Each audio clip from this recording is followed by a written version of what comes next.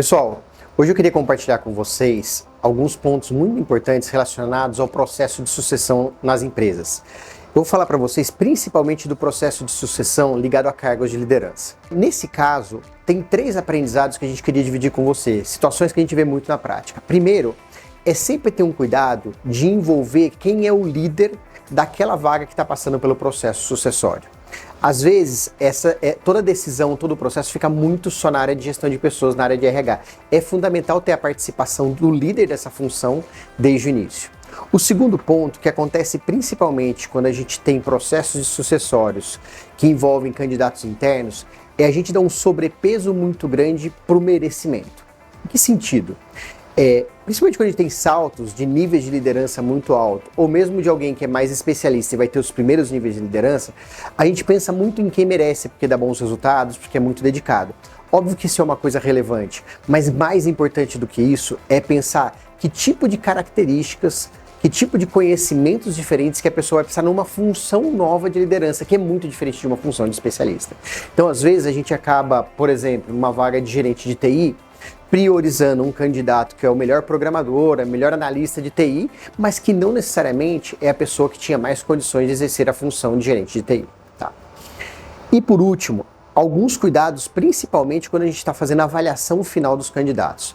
Sempre eu sugiro a gente olhar sobre 4 perspectivas de uma maneira mais separada. Primeiro, obviamente, tem a parte técnica, que envolve conhecimento, envolve formação, envolve experiência. Segundo, tem a parte comportamental, e aí a ferramenta PI é fundamental para a gente entender quais são os impulsos comportamentais daquele candidato, o quanto que ele precisa exercer influência em pessoas e eventos, o quanto que ele gosta, ele sente bem interagindo com pessoas ou não, o quanto que ele precisa de estabilidade, uma série de outros fatores que o PI mede. O terceiro ponto é que a gente olha também a parte de valores, a parte de crenças. Isso vai ser fundamental para ver o fit cultural da organização. E o quarto ponto é a capacidade cognitiva do candidato, que para muitas das funções é importante. A gente vê que a parte cognitiva é principalmente quando eu estou falando em rapidez de aprendizado e o quanto que ele tem facilidade para lidar com complexidade. Quando eu pego esses 4 pontos que eu comentei com vocês, sempre eu deveria olhar sobre cada um deles sobre 3 perspectivas diferentes. Primeiro, obviamente, tudo isso, seja parte técnica, parte comportamental, valores ou a parte cognitiva em relação à função que ele vai desempenhar. Então, por exemplo, se ele vai ser gerente financeiro, é o quanto que essas características técnicas são as necessárias para gerente financeiro.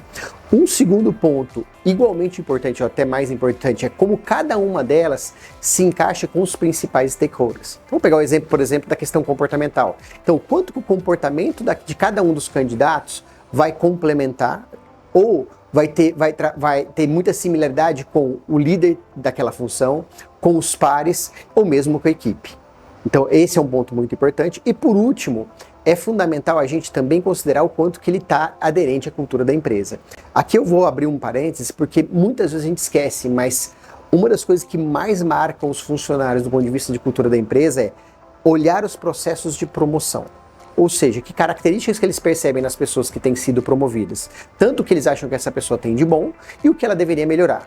Quando eles começam a montar um padrão na cabeça deles de que, poxa, quem é promovido e quem tem determinadas características é porque aquilo é importante para a cultura da empresa. E quando eles percebem que algumas características das pessoas não são tão boas, elas são promovidas mesmo assim, é porque aquilo não é característica fundamental para a cultura da empresa. Então, mais do que qualquer programa de exposição de cultura, eu sempre gosto de lembrar o seguinte: olhar para as pessoas que estão sendo promovidas e reconhecidas na empresa é o que mais mostra qual é a cultura real da organização.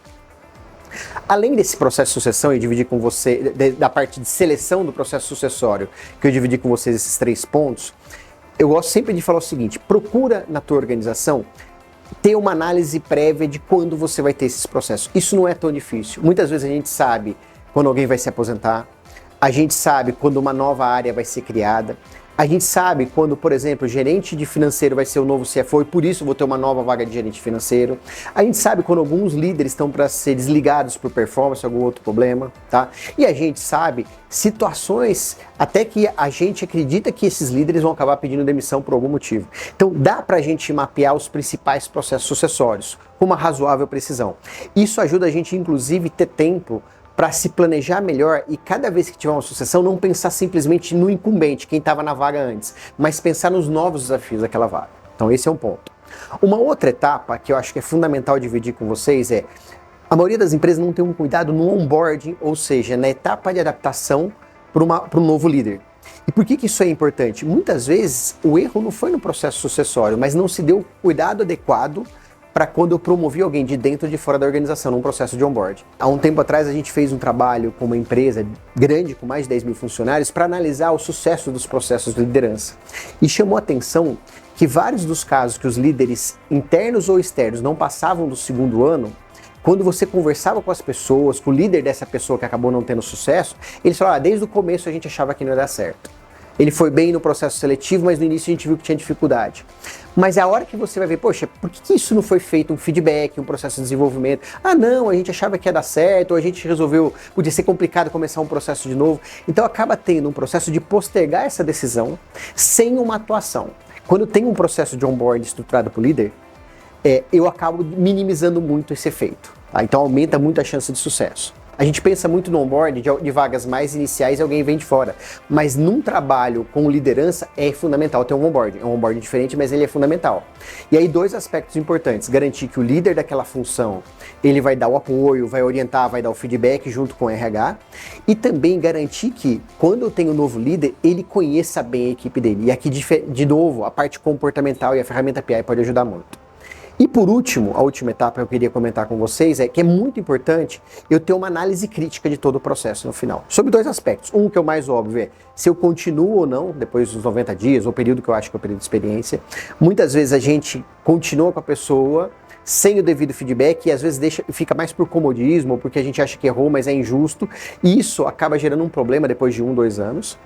E a outra análise, que é menos feita, mas não é menos importante, é que a gente analisa o seguinte: independente do processo sucessório ter sido com sucesso ou não, que lições aprendidas que eu tive? O que eu posso fazer de diferente no próximo?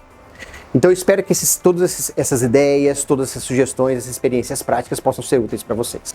Qualquer dúvida que vocês tenham sobre esse tema de processo sucessório, vocês podem acessar o nosso site ou deixar os comentários aqui no YouTube.